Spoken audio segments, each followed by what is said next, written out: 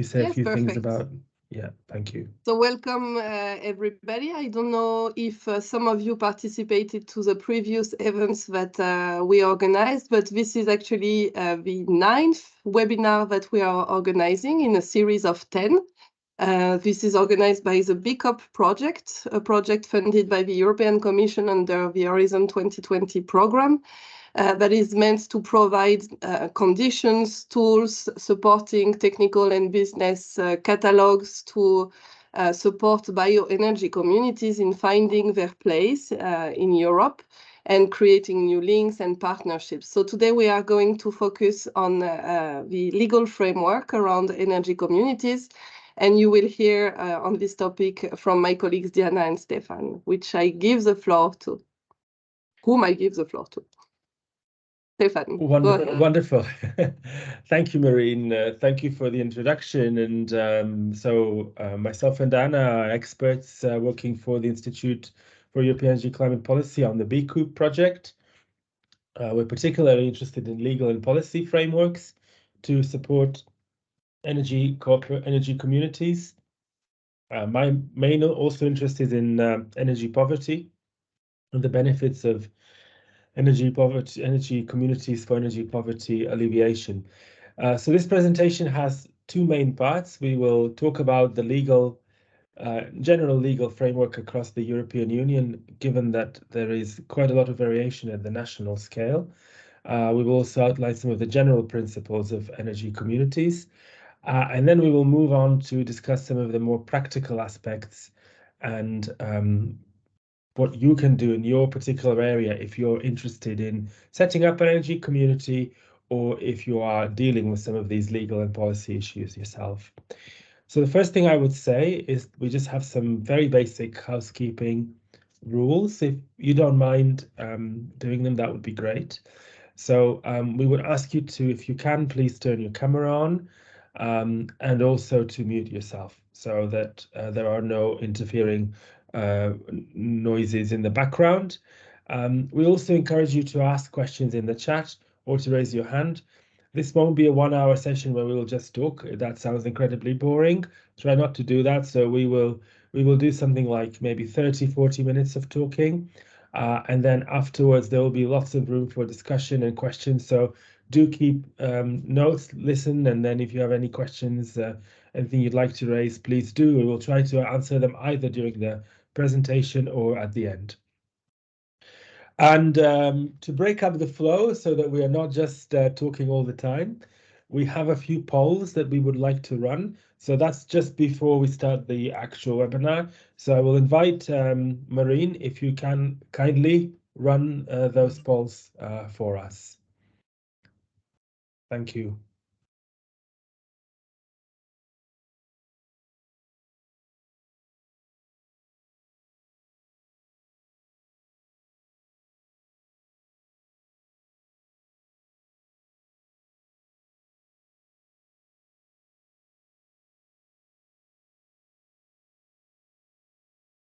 So the first, it's asking me to sign in. The first question is about the kind of stakeholder group you belong to.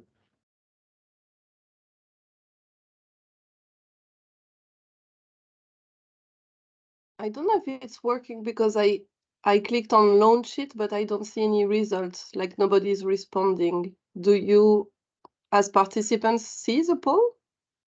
Yes, we see the poll and yes. I'm clicking on it. Okay, yes, perfect. It's working. But we get all the questions in one go. 4 questions we get. So just do the first one. The first, okay. Yeah, the first one, indeed. Ah, super. So, yeah, I see now people are responding. Right. And we really try to get a sense of who is present today.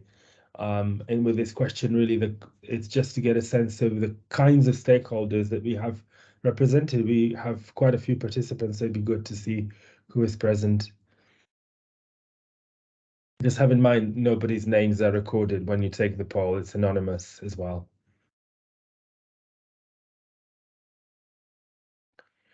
Do we have the results of the poll, Marine? Can you actually see them on your screen? We do. Oh, We have Oh, few they're at the bottom. responses. Yes. Yeah. Do you see? Yeah, so actually everyone, I don't know if everyone else can see them because you have to click on view They are results. in the chat. They're in the chat, yeah. Okay, now I think people are now responding. So go to the chat and you will see the poll appearing there and you can respond to the first question. It's a little bit difficult with Teams because they always appear in different places. So for me, they appeared at polls. There's an actual tab and it's that my appears. First time as well, Yeah. so yes.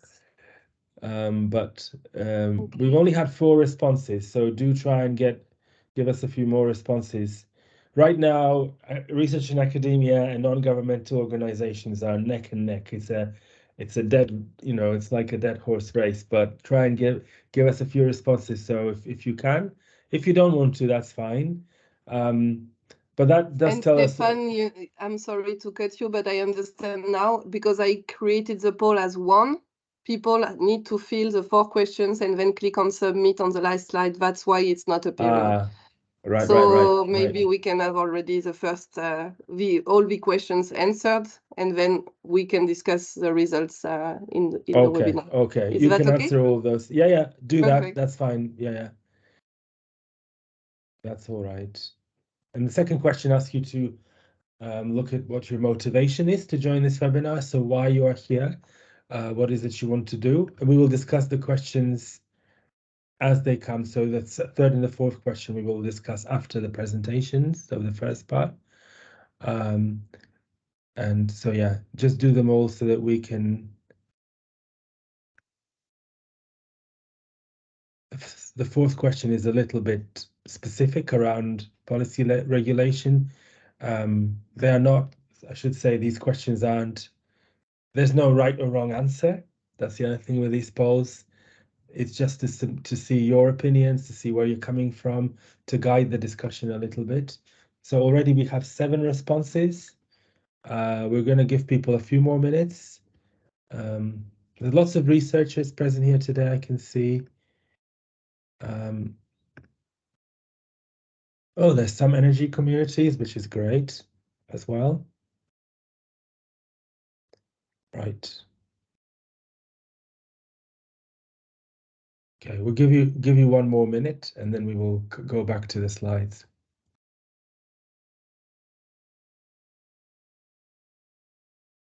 It's a functionality we don't often use in Teams, but in fact, it's a good prompt for opening discussions and getting a sense of who's present and how we should direct the discussion. Right. I don't think anyone else is responding. That's okay. So to the question, what stakeholder group you would identify yourself? The majority of our respondents today are from research in academia. We also have non-governmental organizations and energy community. We don't have, unfortunately, any policymakers. We don't have people from the business sector.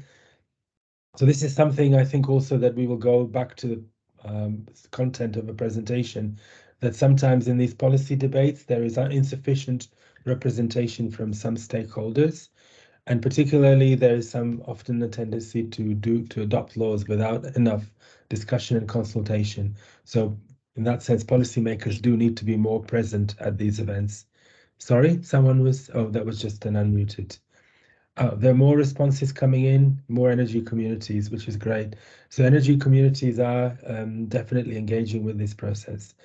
And the majority of you, unsurprisingly, also responded that you are here to understand the legal framework. So we will briefly talk about that, the legal framework at the EU and also the national scale. They're very different across different EU member states.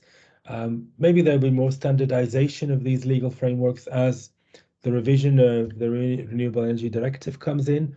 Right now, there's quite a lot of leeway for member states to interpret EU legislation. So we have observed, and Diana will talk about that also in the second part of the presentation, quite a lot of divergence. So even between our 4 pilot countries.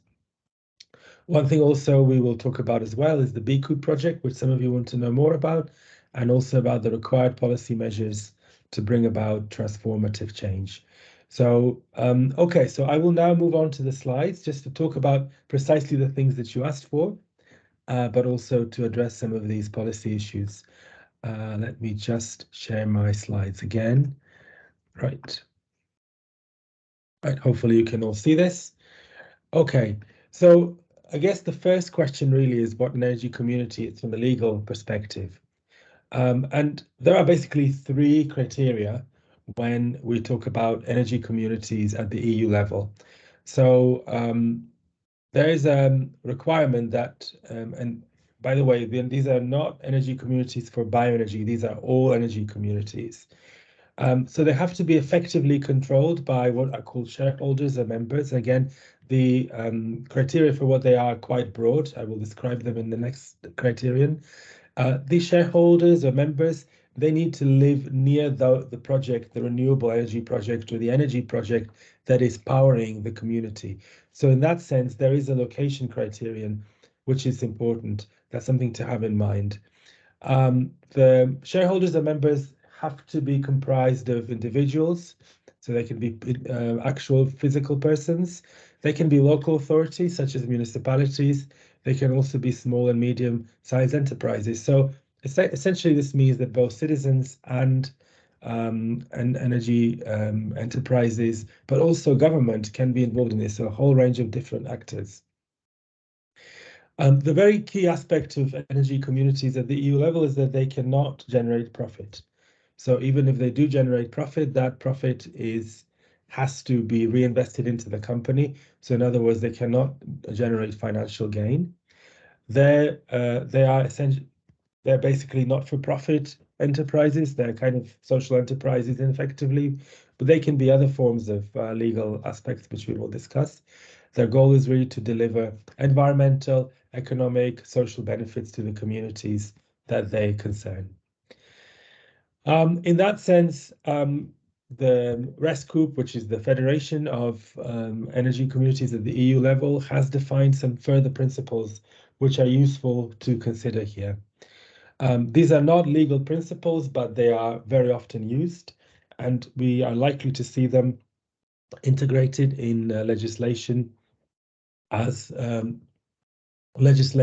policy becomes improved. So one thing I should say, and I mentioned it before, really, but just to explain a little bit further, legislation and policy on energy communities and also on renewable communities, which is a slightly different category, but on energy communities in particular, is not really well developed at the moment. They are emerging very fast.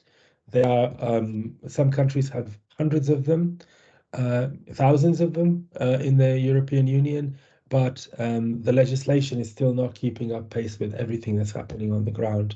So in many ways, the organizations that are running the communities are one step ahead. So they've defined these 7 principles, which are helpful because they also connect to some of this EU legislation, but they develop it further. So one thing is, for example, democratic member control.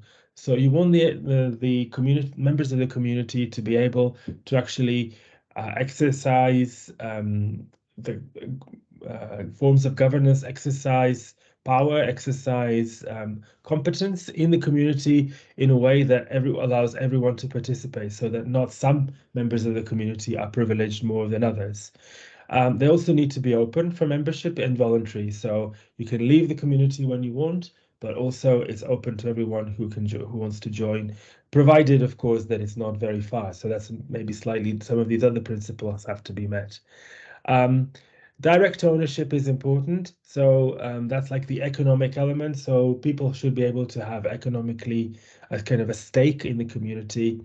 Communities should be also independent and autonomous. So they should be physically, structurally, but also legally discrete entities. This 5th principle is very important, that communities are not just about producing energy, but they're also about education, about training, and about information. That's like if I look at these principles, I think as someone who's been working in this sphere, there's very little about the kind of energy that communities can produce. It's so much more about the social and the legal and the policy processes that go on within communities. And that's something that really a lot of effort has been put into. Cooperation is very important, as well as concerns for the community in which they are based. Right. Where do we sort of go in terms of the legal framework for at the EU level? Arguably, the Renewable Energy Directive, which is in power, the RED II, which was a recast of RED I, is really one of the most important ones. It established a common framework for the promotion of renewable energy from sources. It set a binding target of 32%. It's a recast of the previous directive, RED I, and then basically now we have a RED III that is in progress as part of Fit for 55. I should also say that the Clean Energy for Europeans package, revised a number of times, introduced the concept of energy communities in EU legislation, particularly in terms of this distinction between citizen energy communities and renewable energy communities.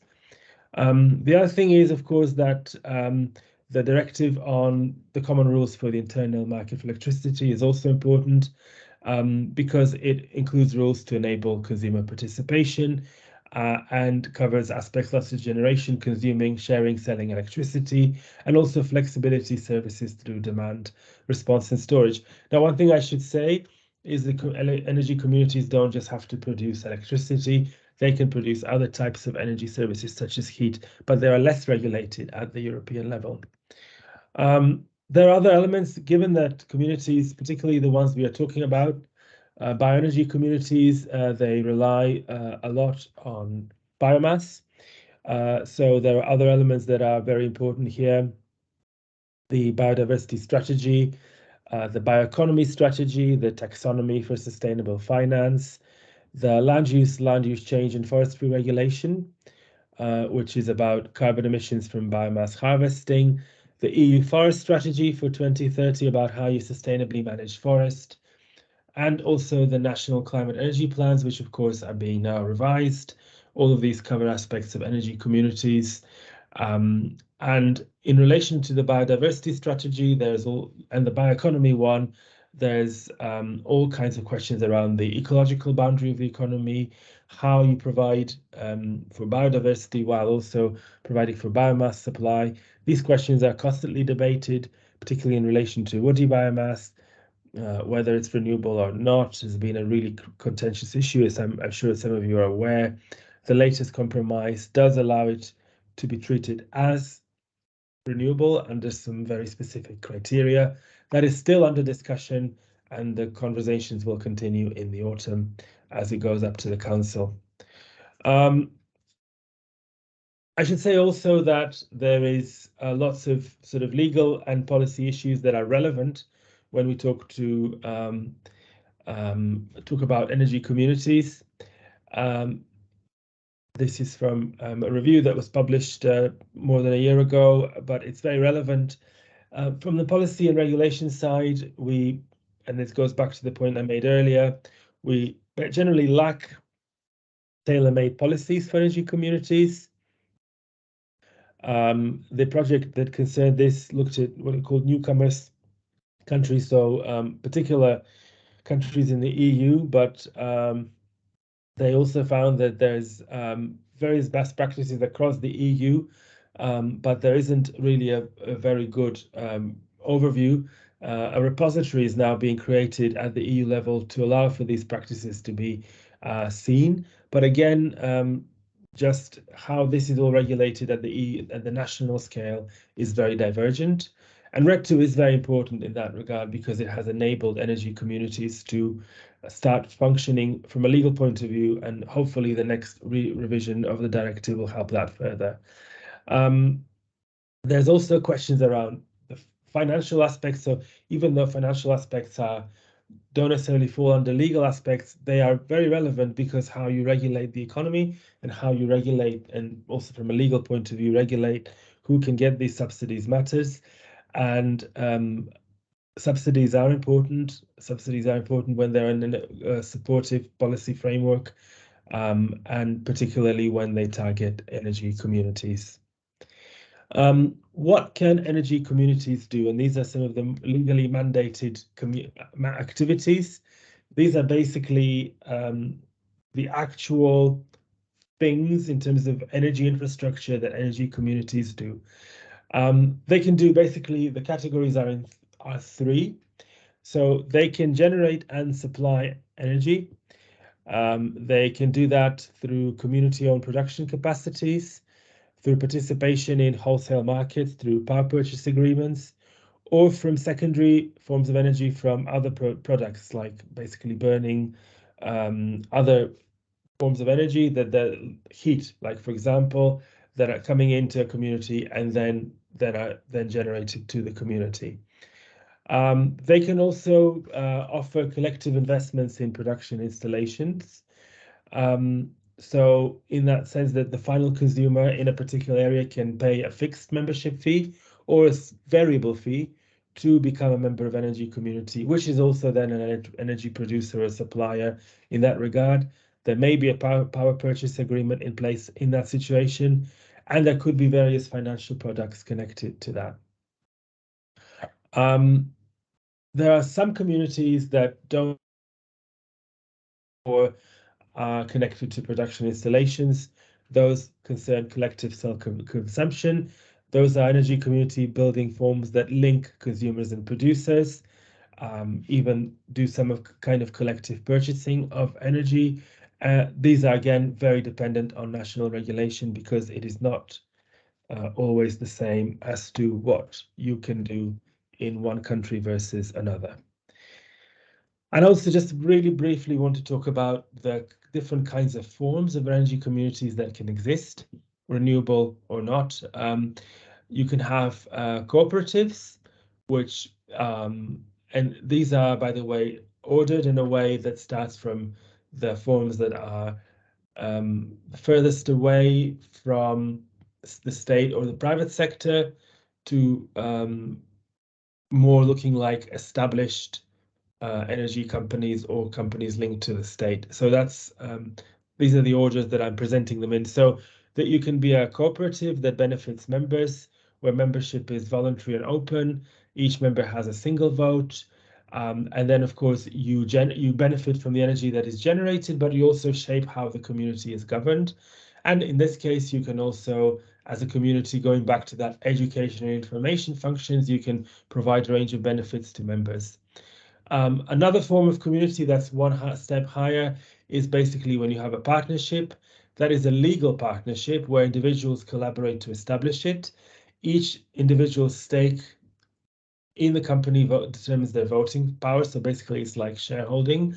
And again, energy community benefits needed to be provided. There are forms such as trusts and foundations, which can be established as charitable organization. Again, the benefit is social, so they can't generate profit. The interesting element here is that in that case, maybe it can benefit a whole city, even though not everyone is a member of the community, if they can't afford. What we also call energy communities is a form that is increasingly visible across Europe, where local authorities create public utility companies on the behalf of taxpayers and citizens.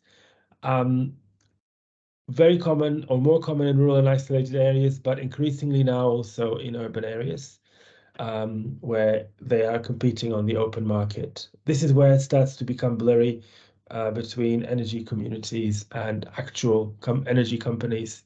The key thing about these companies is that, again, they have to be open for everyone through the local authority. They have to be democratic. They have to be there for the benefit of local areas, and they have to be not for profit, basically.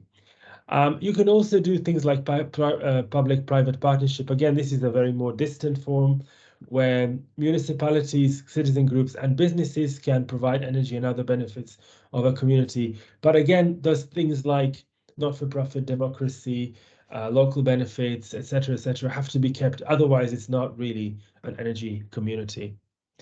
Right. Okay.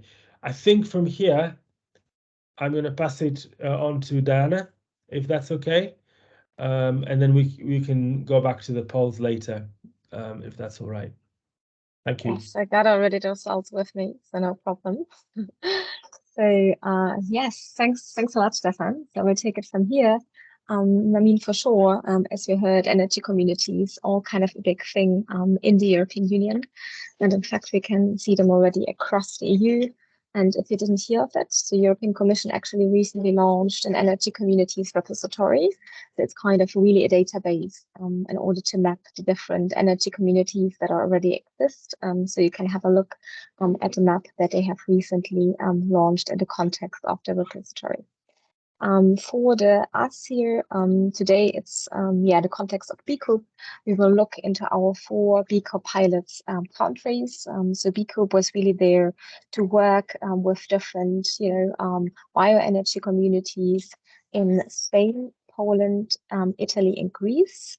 We have some lighthouses in those regions, meaning communities that are already advanced. But of course, the project is all about also common and mutual learning and sharing the experiences from their projects across the EU. So let's have a look in those countries, and let's start off with Italy. So in Italy, in fact, there are several communities that have emerged that have in the center really the energy production. One of them you can see here on the left-hand side. And it's actually in northern Italy. SIG is one of them. Let's see if my presentation still want to move on. Not at the moment. You want me to share mine, Dana? Would that help? Not sure. I can try to maybe reshare. Second. Oh no, I have some here. Yeah, if it's not working, I might come back to you, Stefan. Okay. Sometimes a bit of a technical challenge for whatever reason. Maybe I did too many fancy animations, now the presentation is striking. But okay, we are kind of back here. So yeah, one example I just mentioned is SIG. They are there since 2000, so for quite a while now. And they have actually, almost 800 members.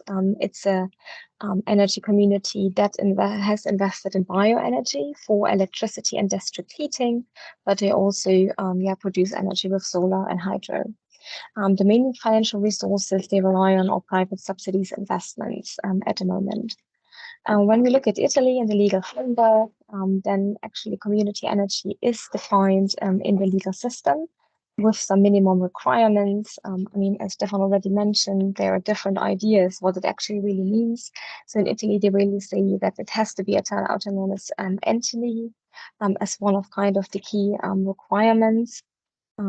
They have also others that are as well mentioned, which I can't show you right now, but maybe what is going on here today? Not a lucky day for me today, it seems. Maybe I will just share and not do the presentation. Okay, I will just keep it like this. It works in that way. Okay.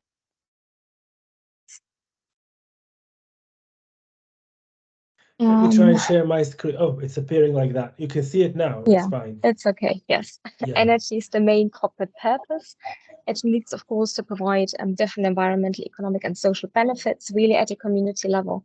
And one of the key criteria really in Italy is also that it needs to be open for participation so that it's really inclusive and everyone can participate.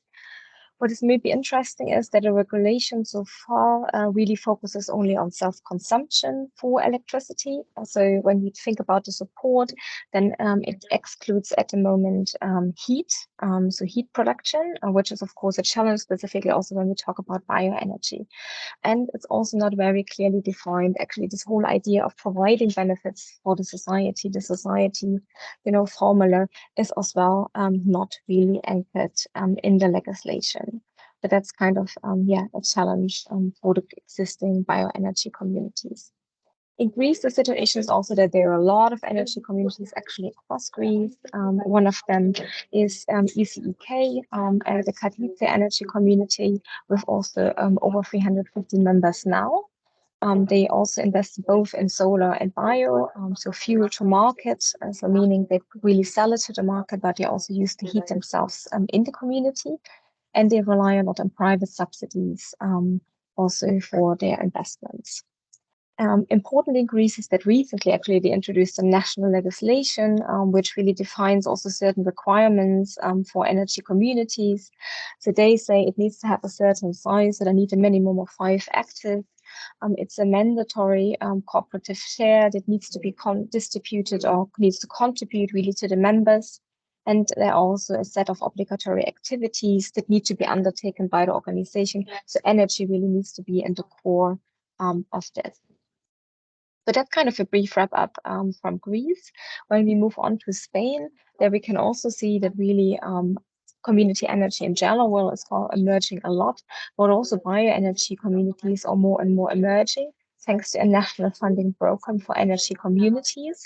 So this new funding program is really part of the recovery plan in Spain. And one example who kind of also benefits from it is Som Energia, who was founded in 2010 with a high number of members. So we talk really here about a bigger format of community energy. And they have invested in solar, hydro, and biogas. Biogas here again for both electricity and heat. And they really rely here on loans as the main financial resources. The main challenge in Spain at the moment is that there is not really one definition of community energy in the national regulation, which has led to the fact that many actors may use the labeling of community energy and say they are an energy community, but they are maybe actually not, in terms of coming back to the different ways of what the community energy means, as Stefan kind of has outlined, so the cane things that should be included. And this also has led to some investment uncertainties. So imagine you're an energy community, you want to invest, but if you don't have a legal foundation giving you the stability, then it's of course a challenge to make those investments. One interesting opportunity is, however, that because Spain has so many different autonomous regions, this can be really an opportunity to develop kind of regional energy strategies. And those strategies could also more clearly then define specific support mechanisms for bioenergy. So at the moment, bioenergy is not specifically supported in Spain, but maybe there is an opportunity also to go more via the regional level and to provide a better support here. Last but not least, community energy communities in Poland. I think in Poland is a bit, the most challenging at the moment. So there are also only a few RESCOOPs that exist. All that are at the moment there, they really solely focus on PV. So solar PV as the main energy source. An example is the Sunny Serok, which was founded in 2021. Really during the energy crisis. So very important, as Stefan mentioned, he's interested also in the link on energy poverty and the link, what are the benefits? That was the main motivation for this energy community to get founded, to tackle the high electricity prices during the energy crisis. And when it comes to the legal perspectives in Polish law, there are several restrictions regarding the installed capacity. So it is defined, but they also make it very hard to some extent for the communities here to emerge and to evolve. So they have very big restrictions, how much electricity, but also how much heat can be produced per year. They really say specifically about the location where it can be located. They have a minimum coverage of energy needs by their members, which basically means if you start producing electricity, you have to cover actually 70% of the needs within the community, which of course is kind of a lot. So this might be a challenge for some of the projects. And at the moment, it is like that the energy cannot be sold. It's like there is some overproduction which cannot be used within the community. So there are some challenges already, inherent in the current regulations here. But there are also different entry points. So citizens, for example, are used to burn solid fuels in domestic boilers. There are existing tax reductions for bio-based electricity, but not for heating yet. And there are also more and more interest now in the municipalities when it comes to energy cooperatives, specifically after the start of the war in the Ukraine. So these are kind of some snippets of where we are standing, maybe giving just some, examples from the pilot areas of RESCOOP. And of course, we ask you, what are kind of maybe practical challenges for the bioenergy communities? And that was kind of one of the live polls we had now at the beginning, not at this point, but it's not a problem. And as you can see here from the results you shared already with us, missing legal framework is kind of one of the key challenges you are seeing yourself, but also the lack of social acceptance, the traditional preferences to use fossil fuels, but also different technical challenges, as well as last, also here the lack of financial incentives has been voted for. And I can show you, I can tell you that each of those challenges we identified within an analysis we recently did. So we really looked into our pilot areas and tried to identify what are maybe the key challenges for bioenergy at the moment in those country contexts. And all of them were kind of key challenges. We found, of course, depending on the country context, it might be maybe some more about the legal framework, which is not very clear, and others, maybe there are higher dependencies on existing, for example, fossil fuels, which might be a barrier to move towards more cleaner bioenergy productions. So moving from the challenges, let's have a look about the solutions. So we also asked you which further improvements in new policy legislation would you like to see?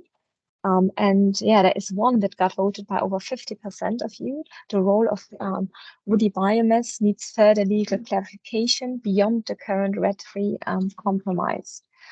Which is very interesting. So it's a lot really like, what are we talking about, right? To really see what can be the role of biomass and really specifically. But then you also mentioned the aspect of energy poverty policy and energy community relations that need further integration. So you really, think about the synergies and how community energy can really tackle also energy poverty. And the third you mentioned here was bioenergy sustainability criteria in the RED III require further development, which is also interesting. Now I will tell you a bit what we found out in our policy analysis we conducted in the BECoop project. So of course, each of the different countries are different, so there are different challenges and therefore also different policy changes and policies needed. Nevertheless, we extracted here 8 key measures that are needed really across the national context. And the first one is really awareness and capacity building around biomass. So we found that often, people are not well informed what contribution could bioenergy actually provide. And there are a lot of misunderstandings also about the risks, also the conflicts with regard to biodiversity, for example. Second is the clarity on the definition and the scope of the legal energy cooperative. I think we talked already about it. So you said also that's a challenge. Sometimes it's not really clearly defined what we are actually talking about. So this should be really kind of one of the key, things to be fixed. Then the targets for bioenergy. So often we talk about renewable energy, but there are no specific targets for bioenergy. Also not in regard to bioenergy community cooperatives that should be founded. So this could, of course, having clearer targets can also help, to support the development and to make it really visible that there is a business and economic opportunity here. Fourth, it's about the incentives. So we have some tax reductions, some feed-in tariffs, some loans, but often they are not specifically here for the use of biomass. And often also the existing incentives focus solely on electricity. So actually moving from electricity to heat is something that is needed here as well.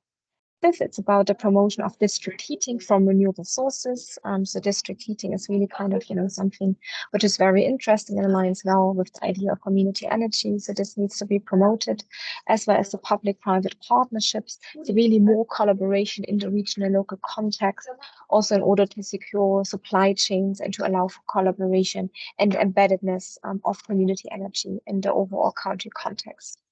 Research and development was also one of the key issues we found. So there is a lot of opportunities to also for biomass district heating, but there might be new technologies, so there might be new ways that need to be explored, what can be really done in the areas. And last but not least, there was the issue of aligning legislations with sustainable forest management to really link, the use of biomass, which of course is a natural product, also with the challenge with sustainable forest management to ensure that whenever we talk about, biomass as an energy source, it is really sustainable biomass. So yeah, these are kind of the key policy measures we found that are kind of needed, and we're going to push forward also within the BECoop project. At the moment, we developed so-called policy roadmaps for each of the pilots, but also for the European level to really push for policy changes and the right policy measures to really unlock the potential for bioenergy communities. And if you're interested, you can also join our policy workshop, which is on the 12th of June. You can also write Stefan to get further information about it. And now we are looking very much forward to the discussion with you and to questions, hopefully. Thank you.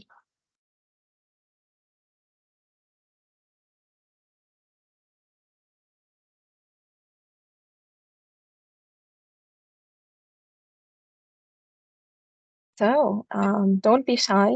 As we said before, you can write questions in the chat, but we are a nice group, so you can also just raise your hand and speak out. We also heard before that there are some energy communities or, some members of an energy community among us. So maybe you also want just to share some experiences you are making, what are maybe challenges you are facing right now. That would be very great to hear also from you. If you're from one of our country areas, if you're from somewhere else, so please, everyone feel free to engage in the discussion now or just to ask your questions.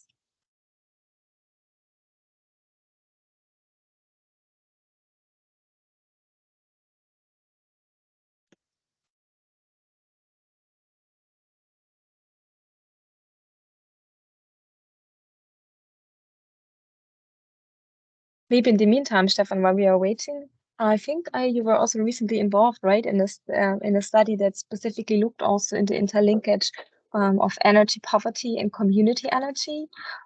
Do you see that there are really a lot of potentials, kind of, to from community energy to tackle this topic? Or what are your experience also specifically giving maybe the bioenergy debate? I'm not sure if bioenergy is of specific interest also with that regard, considering the high gas prices we are having at the moment. What are your thoughts on that?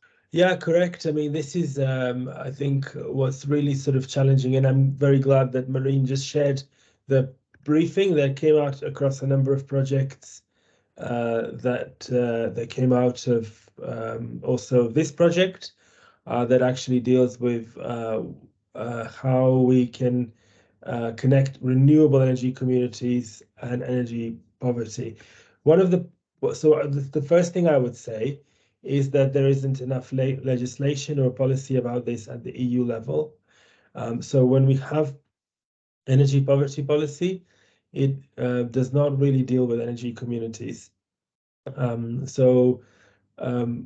Basically, it's a kind of a completely blank area right now. So these projects with the briefing that Marine shared try to open up that particular questions. And the second thing I would say with this regard is that there isn't any financing for energy communities in relation to energy poverty. So in fact, I can see Esther has raised her hand, so I will briefly wrap this up. So in fact, there is no support for, even with the latest energy crisis and all the measures that were brought in, there was no support specifically that I'm aware of targeted at energy communities as a means of alleviating energy poverty. Now, in this briefing, and a lot of projects are saying that there are many benefits, that energy communities can bring benefits in terms of alleviating energy poverty, but there are different opinions. There are some people who say that energy communities are not in their inherent design necessarily aimed at low-income people or people who are struggling, and that often energy communities, if they're not regulated, they will end up making energy poverty worse because people have to pay to be in them, or often it's not groups that would participate in these things. So gender issues, for example, or ethnic minorities, or people who are in the private rented sector and so on, they have lots of barriers for being in these energy communities. and yet they might not reap the benefits. Depends on the form. Of course, there might be some forms of energy communities, like the ones I mentioned, that can bring benefits to everyone, even if not everyone is in the energy community. And the other interesting question that is often raised in these debates is about the resource base and the legal form and the actual regulatory setup of the energy community. That there are instances where having an energy community can bring benefits in terms of the supply chain, for example, particularly for agricultural waste. It's an extra source of revenue for people who are producing agricultural waste in a rural area, but it can also endanger some areas if, for example, if it affects woodland areas that local communities depend on for other purposes. So the regulation of the energy communities in terms of energy poverty is not just about the community, it's about the area that it's in and the interactions with the social, environmental setting that the community functions as, that it's part of, because the resources that it uses and the people that it works with are tightly connected to the community itself. So read the briefing. It was, I think, I would say for everyone, it's a really good resource because it really offers lots of new insights from very many projects. And it's really rare to see 10 EU projects collaborate on a briefing like this. I don't think anyone else has done it. And it's nothing until this date has really been done on energy poverty and communities in this regard. So by all means, look at it. Okay, Esther, you had a question. I can see you've raised your hand. Thank you. Thank you, Stefan. Thank you, Diana.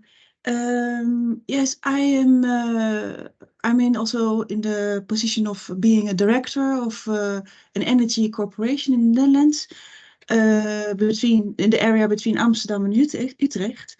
And what I want to share is that in the Netherlands there is now in our climate agreement that also the communities, or if there is a project, that there has to be a participation of the local inhabitants. And why is that so important? Because now we talk about the legal entities of what you have to be if you want to be an energy community in a legal way. But if you are, then still it's not set yet, because as a community, you don't have often the land yourself or the roof where you can put your solar panels on. So you are dependent on, in the community, places where energy production or renewable production can happen. And then you are in a kind of competition with the more commercial project managers or project leaders. And if you are a community, you have kind of disadvantage of your image, because they think you're slow, you have to find out things, and you're only for the profit of the environment.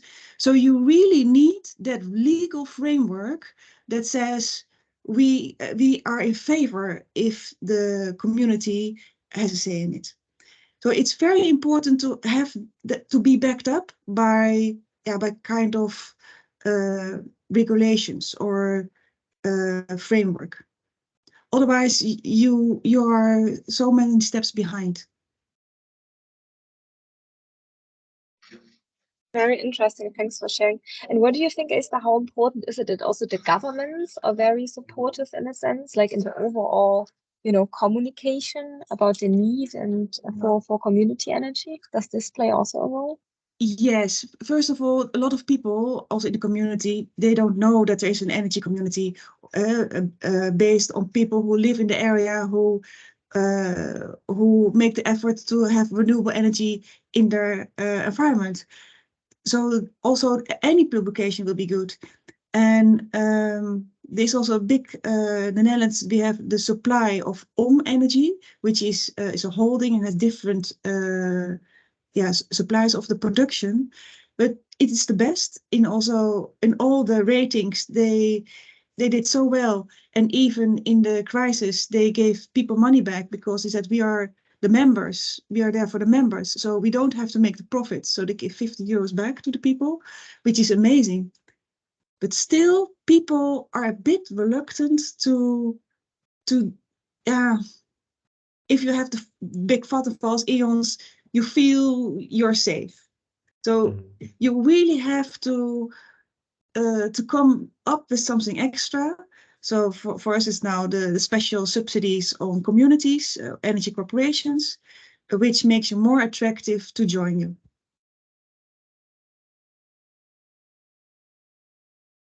Thanks for sharing the experience from the Netherlands. Very, very great, Esther. Anyone else in the chat still with us and would like to share maybe some experience from another country context?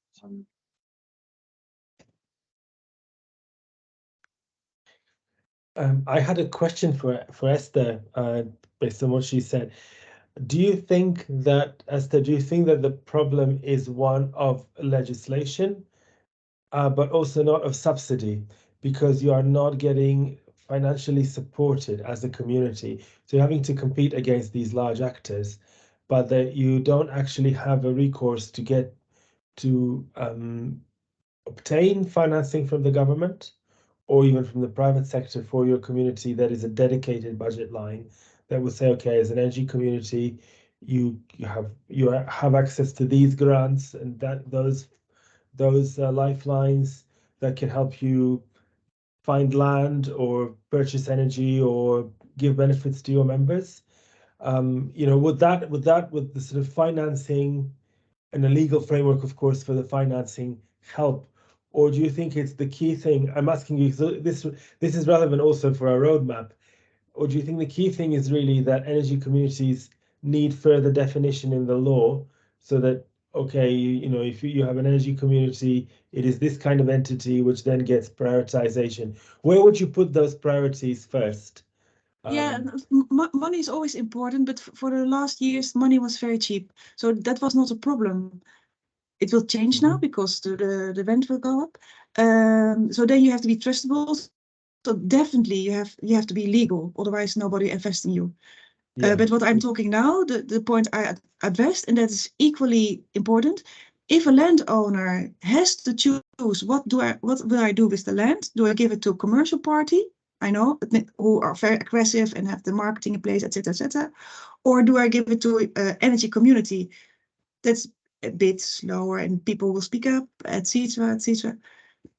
And then it really works that you say, okay, we are with the community. We don't like windmills. We don't like solar fields. So that people have a say in it, we find it important. And then you need the support of the politicians, or in Dutch it's the raad, the community management. The community managers, they don't like that discussion. So they walk away. So it's very nice if they're a bit pushed to follow a climate agreement. Otherwise, they don't like to pick it up, and then it's postponed again. And you really need, as an energy community, or a corporation, you need a legal framework just to say, what is your plan? Where can we hang up this project on? You need it for both financial things, what you said, but also what I discussed, the owner who has a place where you can do something needs also to give it to you. A give that you are on the table. Sorry, one more question. There's an interesting experience that's being shared in the chat, but I want to ask you, you are a distinct legal entity, however, right? As an energy community in the Netherlands, you are a legal body, or yes. So from that perspective, you are recognized as someone who can own land, right? Or who can have access to these resources. Is that correct? Yes, I'm referring to to a case that a large owner of land was a bit doubting to give it to the energy community or to go to a commercial party. So that's what I'm referring to. But of course, you're legal. Yeah. Thank you. There is one more comment from Hathitong Hong, so saying that the challenge of bioenergy community uptake lacks financial mobilization for initiatives the projects they engaged with succeeded because they had the financial support to cover most of the investment costs. But when expanding to other communities, there's a pressure to adopt the model, and there is no official support from policy institutions for them to how to mobilize capital and how to manage. I think this connects also to what you were saying, Esther, as well.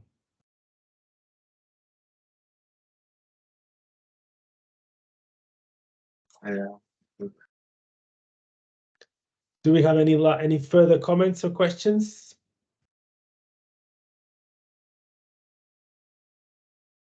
It's also a bit about, I'm looking at Hai Tong's remark, it's also a bit about risk. Legally, you have also to make sure that it's not the people, the members, will have that risk. If we talk about heat projects, in heat projects, more risk is involved than in a solar project because you have better models, it's better to estimate what it will be. But for heat, it's more difficult. So, and also the financing has also to do with the risk involved. So yeah. But again, the legal framework should protect you from that risk, and it does not. That is, I think, one of the points. Now, what we have now, you give the members the status of UVA, that's a Dutch legal framework, that if something happened, it's not the members who they will go after. If they invest, because they pay for a share or a solar panel, so, if something goes wrong or whatever, then they are not, they're covered. It's a kind of legal entity. Yeah, like a limited company, LLC, basically limited liability company. Like that, Yeah, right. Okay. Well, I hope you all found this interesting and informative. Thank you for being here today with us. I believe the recording will be available through the BECoop project website. I will briefly just share the. Well, should we share the website? I have a problem with the chat, but maybe we can just share the BECoop website in the chat if people want to find out more about BECoop. Yeah, there it is. Dan has done that.